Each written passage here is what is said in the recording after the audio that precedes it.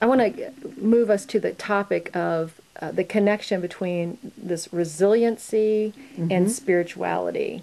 I think that's such I hesitate to use the word spirituality because some people are going to think, oh, that's a religious show. Right. I want to make sure we talk about the big S, the big S spirituality, not the little teeny S that says we have to be of the same denomination and the same faith culture and faith tradition and so forth.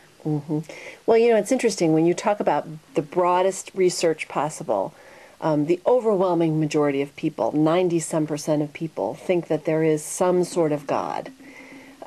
And yet we just get ourselves so muddled up in talking about it. Right. And we have so many walls that we put up. Well, I believe this, but I don't believe that. Yeah.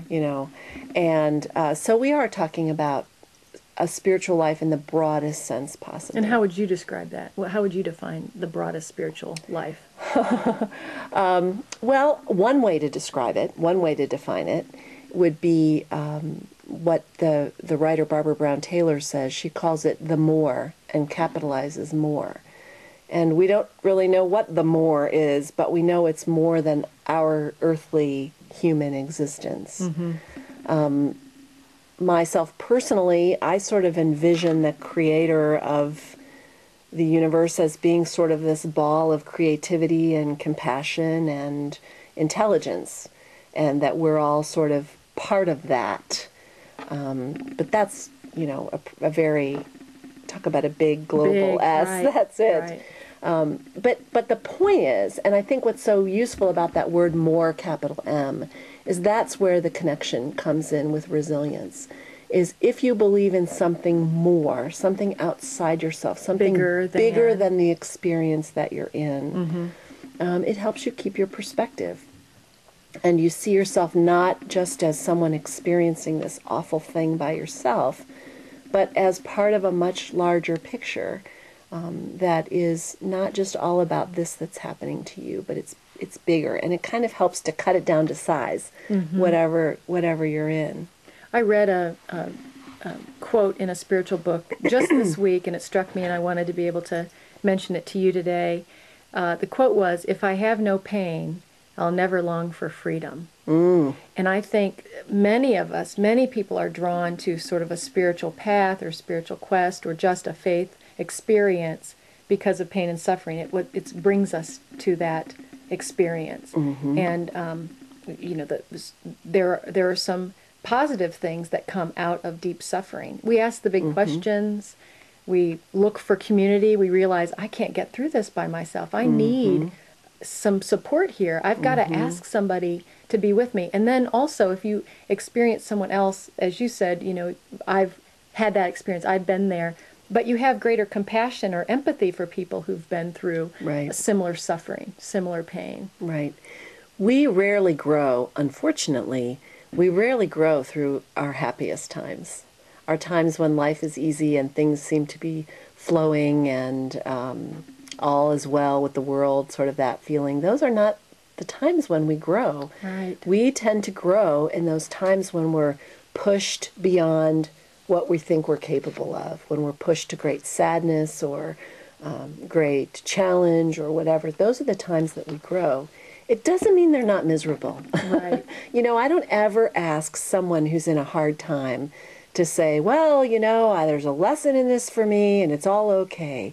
If you're in a hard time, you're in a hard time. However, there is a lot of growth and a lot of forward movement and a lot of expansion of who you are and what you know about yourself that can come. Right. It's been true in my life. I mean, the times that I've really seen who I am and what I'm made of have been the hard times, not the easy times. Belinda mentioned that too, about how we can find new things from the challenges, new things emerge in us that we didn't realize they were even there. That can be such a support to ourselves.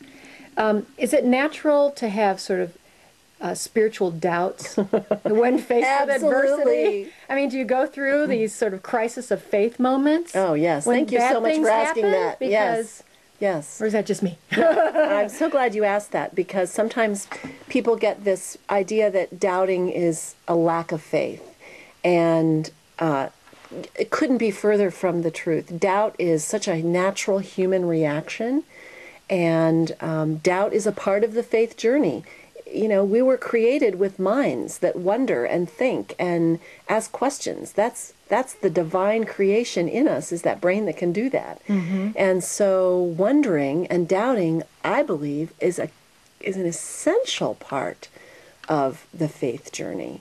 And, you know, from my own tradition, I would say it's absolutely blessed by God, and rejoiced in, you know, figure me out. That's what I'm about. And we can never know, so it's always this continuous quest. Right. And it is the most typically human thing of all to say, why is this happening to me?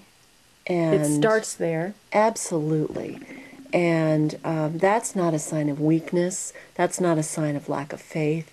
That is a deeply human thing to do. Why is this happening to me? And the truth of the matter is, we usually don't have a good answer to that. We don't know. But I'll tell you why it's not happening to you. It's not happening to you because God wants to teach you a lesson or make you more humble, or you sinned, or you were bad, or, you know, all that business. All of that stuff out there is not, you know, that's not what it's about at all. You may learn something in the process, but, you know, there's not some God up there sending lightning bolts down to make you miserable so you'll learn lessons. That's not my God. Right.